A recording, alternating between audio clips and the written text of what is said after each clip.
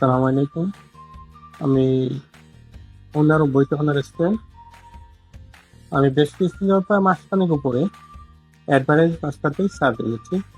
ওদের সার্ভিসটা খুবই ভালো, ওদের টিম ওয়ার্কটা ভালো, ওদের বিহেভিয়ারটা খুবই ভালো।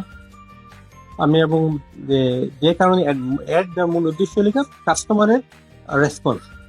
আমি বেস্ট রেসপন্স পাইতেছি।